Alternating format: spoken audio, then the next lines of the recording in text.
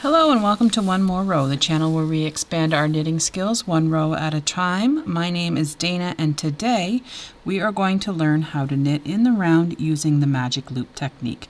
So if that's something that's of interest to you, please stay tuned.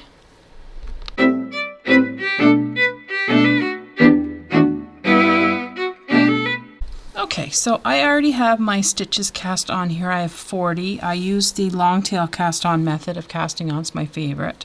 If you're not sure how to do that, I do have videos on my channel that show you how to do that, and at the end of this video, at some point at the end of this video, I'll make sure that it is available for you to see. So as I said, I have 40 stitches, and magic loop works best if you have an even number of stitches, although you could do it with odd numbers. It just means one side's going to be one stitch wider than the other side. So what you want to do is you want to pull your stitches so that your cord on your, I'm just going to zoom out a little bit so we can see a little bit better here what's going on. So that the cord for your circular needles, you want the stitches to be sitting at about the middle, and then what you do is you count over halfway. So we're going to count over 20 stitches. 2, 4, 6, 8, 10, 12, 14, 16, 18, 20.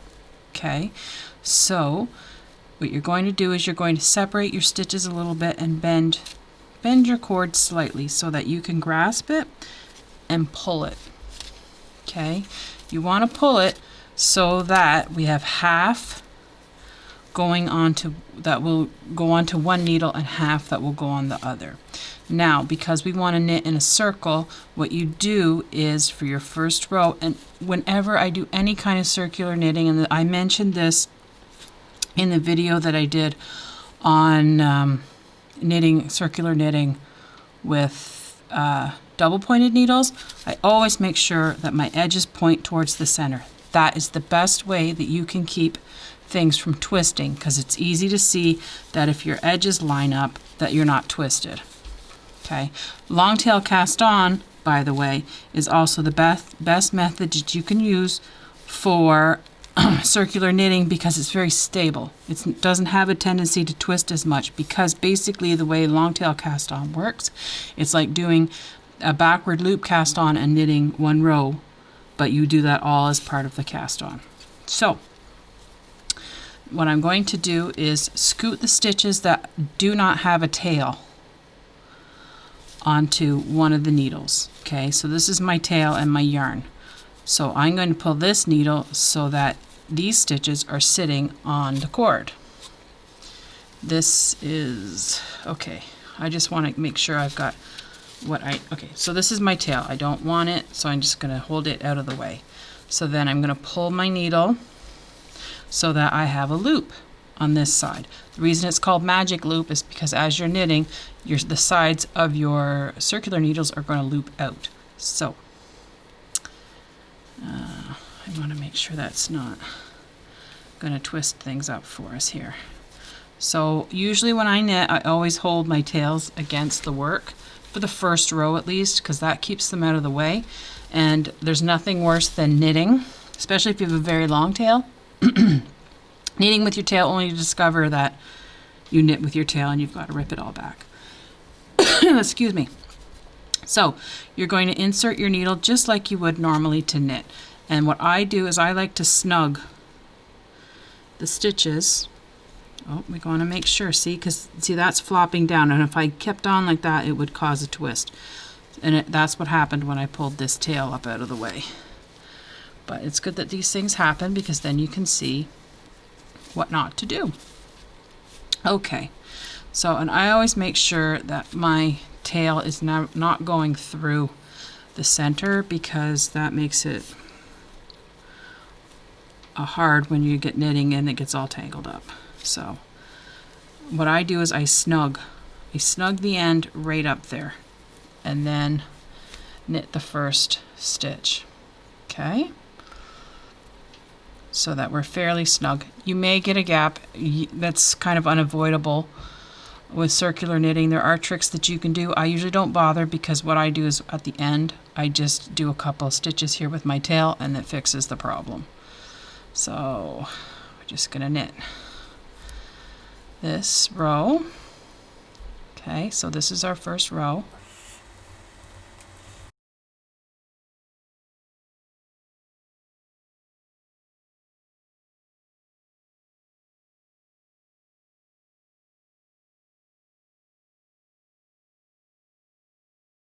All right, now, so we're at the end.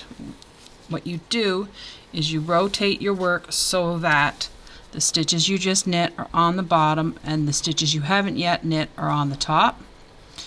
Your tail is on the left side of your work, and then what I do is I push this needle a little bit so that it's starting to go on those stitches, and then I pull the bottom one out. So now that it's easier to keep track of where you are and what needle you're knitting from. So then you just push these stitches up to your end, making sure, we're going to still make sure that our edges are touching each other so that we're not twisting everything up, and then just hold them so that they're kind of together. Pull a little bit of cord, and then we do the same that we did on the first side, which is we're going to knit. Okay, like this.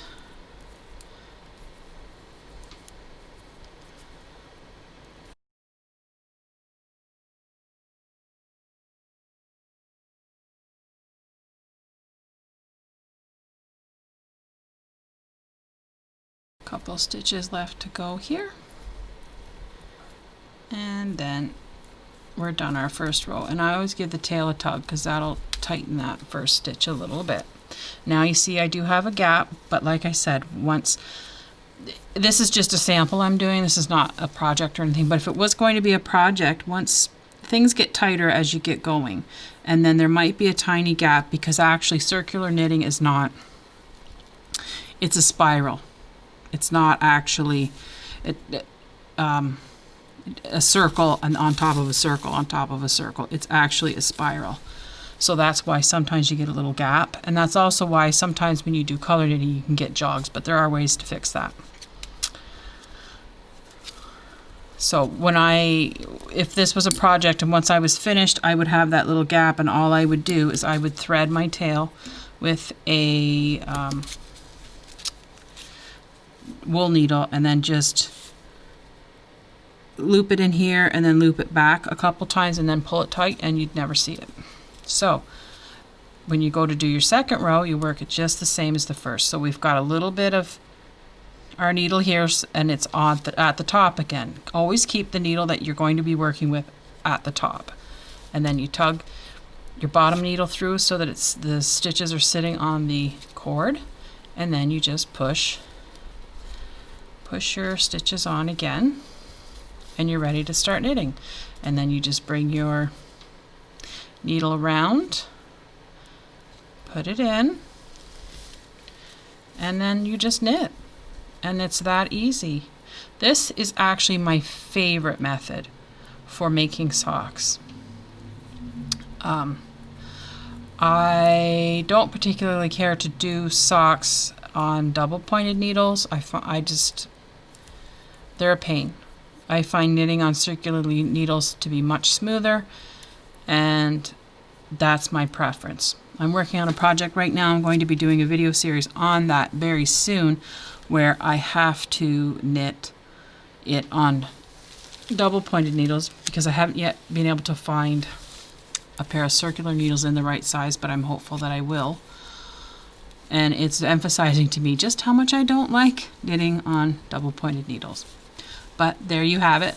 That's how you knit in the round on circular needles using magic loop. Now you can also knit on the round on circular needles for sweaters, but they just fill up the entire needle and you just knit around and around and around. And if I ever get to the point where I have enough stitches cast on for a sweater in the round, I may do a video on how to do that if there's interest. But until then, if you're new here, please hit the subscribe button and hit the bell so that you can be notified for when I put out a new video. Also, if you liked this video, please hit the like button, because that helps YouTube recommend these videos to other people that might benefit from learning these skills. And let me know in the comments below which method you prefer for knitting small items in the round like socks. Do you prefer double pointed needles, or do you think magic loop might be something you'd want to give a try to? Anyway, that's all for me today, and thanks for watching, and happy knitting.